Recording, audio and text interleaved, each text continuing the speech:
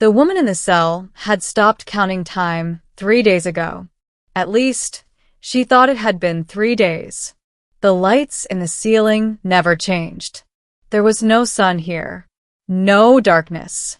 Only the constant dull white glow that made sleep impossible and madness feel inevitable. Lieutenant Mara Ivers sat with her back against the cold alloy wall, knees pulled to her chest. Her stomach had passed hunger hours ago. Now it was a hollow ache that barely registered. Dehydration made her tongue thick. Her muscles trembled when she moved. Her brown hair hung in tangled clumps over her eyes. But it wasn't the lack of food that broke her. It was the silence. Not simple silence, the kind that existed when no other human voice surrounded you. The kind that made you realize, with terrible clarity, that the galaxy was enormous and uncaring and that humanity, despite all its achievements, was still small enough to be swallowed whole. She closed her eyes and forced herself to breathe slowly. Don't break. Don't give them the satisfaction. A faint vibration rolled through the floor. A door mechanism unlocking. The cell entrance hissed open. Mara didn't look up immediately. She had learned that anticipation made fear sharper. Instead, she waited until the clicking steps stopped in front of her. Human Lieutenant Mara Ivers, a voice said. It wasn't spoken aloud. It entered her mind directly, like a thought that wasn't her own. She opened her eyes. The being standing beyond the transparent energy barrier was tall and insectal, plated in pearlescent armor. Four eyes blinked independently. Its limbs moved with precise mechanical elegance. A Qatar overseer. Her captors. She said nothing. The overseer studied her for several seconds. You have refused nourishment. You have refused cooperation. Your body approaches failure. Mara lifted her head slightly. I'm still here. The overseer's mandibles twitched in what might have been amusement. Your species is persistent. Damn right, she whispered. The overseer tapped something on a device attached to its forelimb. The barrier dropped with a low hum. Cool air washed over Mara's skin. Walk, the overseer commanded. Mara forced herself to stand. Her legs wobbled, but she didn't fall. Pride was all she had left, and she would not crawl. They guided her through smooth metallic corridors. No windows. No sense of direction.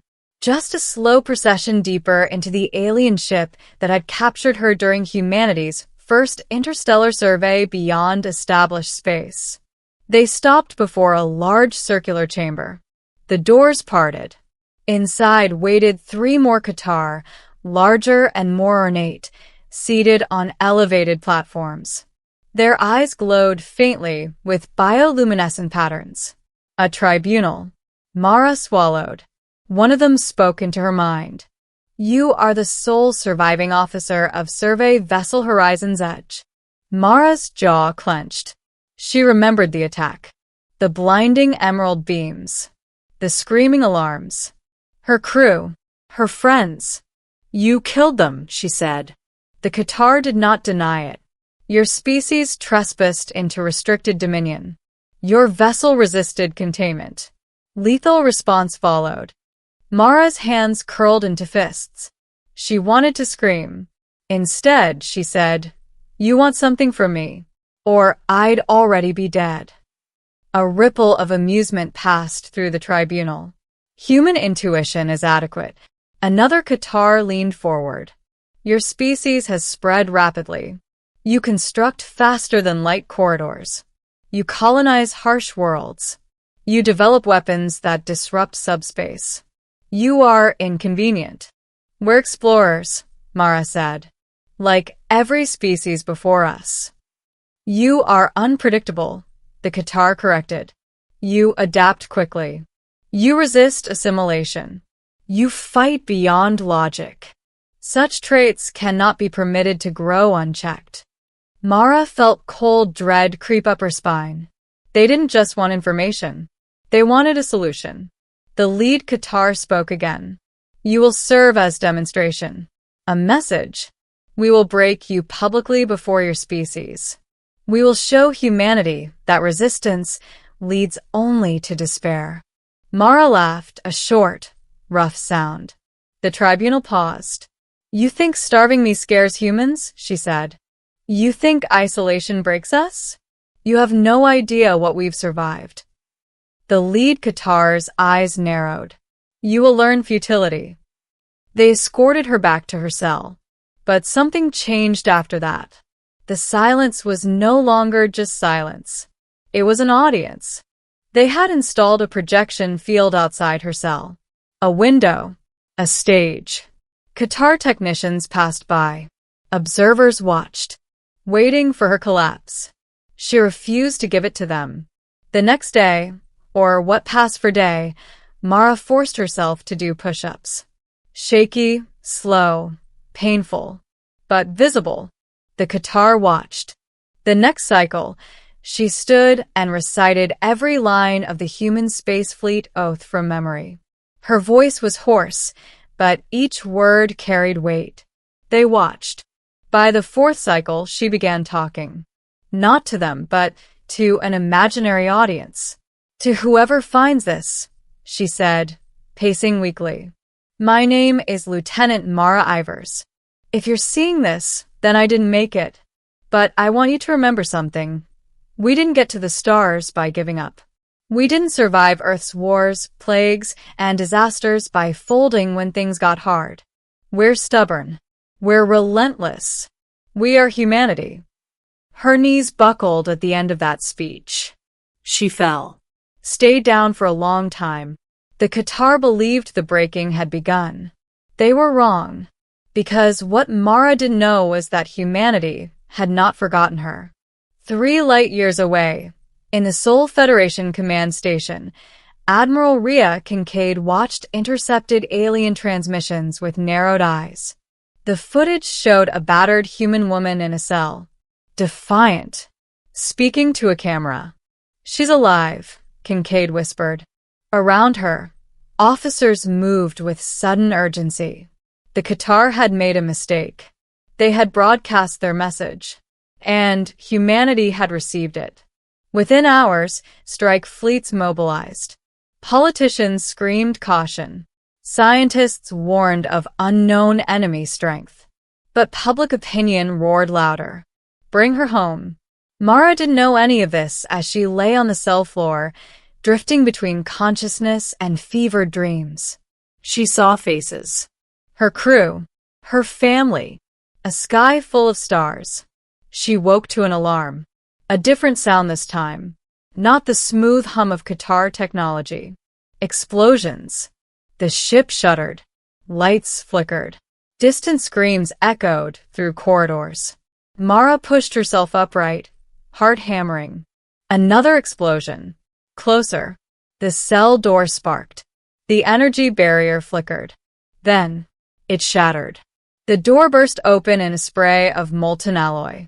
Smoke rolled in. Through it stepped figures in black combat armor, rifles raised. Humans. One of them pulled off his helmet. A young soldier, eyes wide. "Lieutenant Ivers," he said. "We've got you." Mara blinked. "About damn time," she rasped. They helped her up, supporting her weight as alarms blared around them. Outside, the ship was chaos. Qatar warriors clashed with human boarding squads. Blue plasma fire met red kinetic tracers. Sparks, screams, and the metallic stink of war filled the corridors. As they moved toward extraction, Mara caught glimpses of human flags painted on armor plates. Heard shouted orders in familiar languages. Saw medics dragging wounded soldiers to safety. Humanity had come. They reached the hangar bay. A shuttle waited, ramp lowered. Marines covered the approach. Overhead, a massive breach in the hull showed space beyond, and distant human warships exchanging fire with Qatar cruisers. Mara paused, staring at the stars. "So," she said weakly, "you brought friends." The Marine holding her grinned. "Ma'am, The entire species took that personally. They got her onto the shuttle. The ramp sealed. The engines roared. Gravity pressed her into the seat. As they launched away, Mara watched the Qatar ship shrink in the viewport, explosions blooming across its surface. Her eyes finally closed. She woke in a hospital bed. Soft light. Clean air. A human doctor checking monitors. A window showing Earth's orbiting defense station. She was home. Admiral Kincaid stood at the foot of her bed. "You gave a hell of a speech," Kincaid said. "We broadcast it everywhere. Recruitment numbers tripled overnight." Mara smirked faintly. "Glad I could help." The Admiral's expression grew serious. "We're at war now. The Qatar won't forget this. And neither will we." Mara stared out the window at the distant blue curve of Earth. "They tried to break me," she whispered. "They thought hunger and isolation would make me beg." She looked back at the Admiral. "They don't understand us." Kincaid smiled. "No, they really don't." Months later, Mara stood aboard the flagship Indomitable, fully recovered, clad in fresh officer's armor. A fleet of human vessels stretched across the stars behind her. Across the void, Qatar armadas gathered. This time, humanity was not exploring. It was answering a threat. Mara touched the insignia on her chest. Thought of the cell, the silence, the attempt to make her despair. And she smiled. She hadn't broken. Humanity hadn't broken.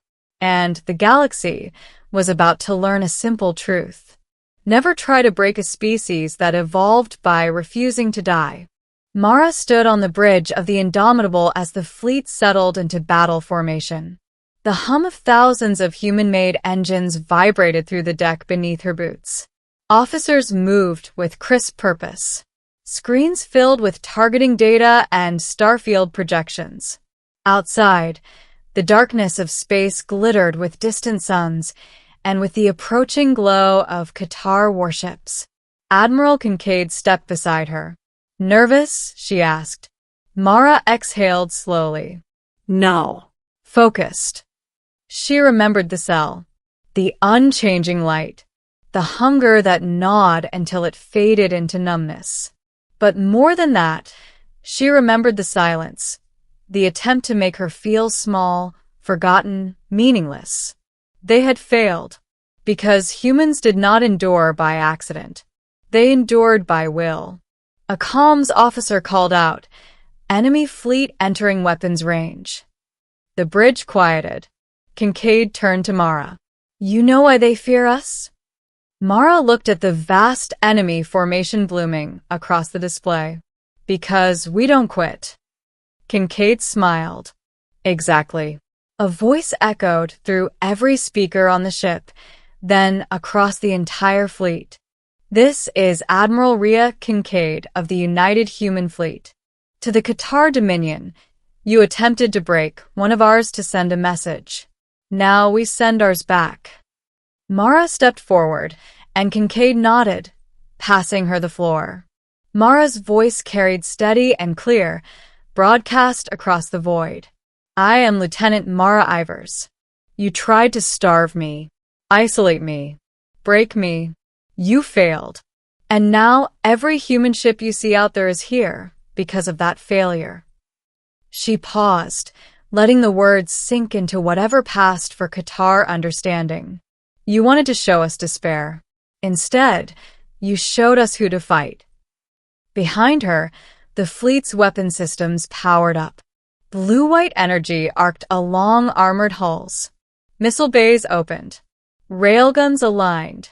The stars themselves seemed to hold their breath. Mara finished quietly, but with unshakable certainty.